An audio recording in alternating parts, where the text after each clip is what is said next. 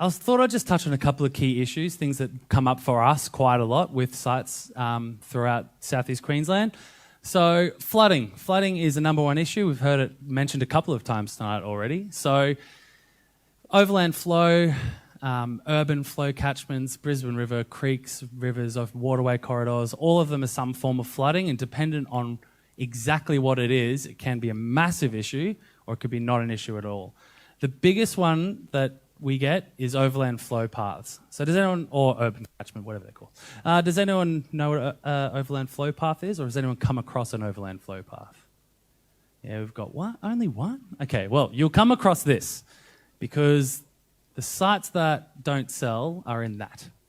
So an overland flow path, to do a development in overland flow path, you have to have a 300 square metre building pad that's 300 mil or 500 mil above the defined flood level.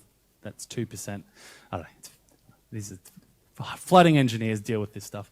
But basically, you have to provide a building pad above the flood level without having any impact whatsoever on the natural flow of water. So you can imagine if you went and put square metres of fill on a site that has a river coming through it, that water's going to hit it and bounce off somewhere. So you can only develop that land where that doesn't happen, where somehow it hits it and still goes through, which is near impossible. So overland flow paths are flood events that council think that are there, but they don't know how severe they are. So you have to go get your own flood engineer and your own flood report, and depending on what they come back with, you might have a trickle of water every 500 years, or you might have a wall of water every 20 years. So you just never know, and you never know until you get that flood study done. So they're tricky ones because I guarantee you won't find someone putting a house for sale that's an overland flow path that'll be happy with the, 2-month-long due diligence period, because they know it's got an overland flow path. And if someone does a report on it and finds something wrong, then you're not going to buy it. So watch out for those. Brisbane River flood planning areas, creeks, all of them have different characteristics. Just be cautious if you ever see the word flood on a property.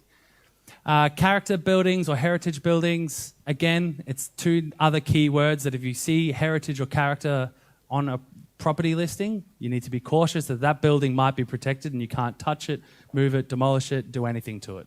There are a lot of exemptions around what you can do with character houses, but there are also a lot of things that you cannot do to them. So always give a planner a call.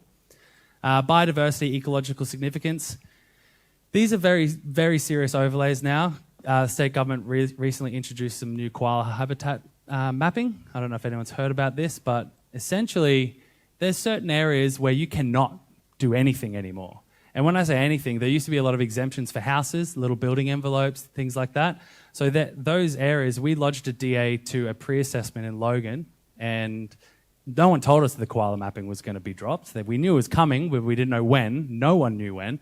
And between doing the pre-assessment and lodging it, they dropped the new koala habitat mapping. And this person's gone from being able to have a 4,000 square metre building envelope on their property to not being able to have a building envelope at all. And we now have to get an ecologist to go through, do a tree survey, and determine which of those trees can be removed, which are non-habitat trees. So it's very serious, and you've got to watch out for it. Same with bushfire hazard. If it's, especially in recent times.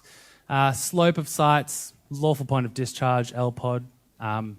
You really got to make sure your site's well serviced, not too steep. And location of infrastructure, which goes back to dealing with DRW, Dave and those guys to make sure that everything is ideally located, that you're not going to subdivide and then all of a sudden have to do a $40,000 sewer extension. How can you get this information? There's my details. Visit our website. I've got endless amounts of content on there. We do fact sheets on everything. We have cheat sheets on everything. You name it, we've probably got a fact sheet about it. And check out properties, properties.com.au. This is the kind of information you get on there. It tells you how many lots you can do, how many units you can do, all that kind of high-level stuff that can take a while to have a look at. You can just quickly type it in here and it pumps out that kind of report instantly.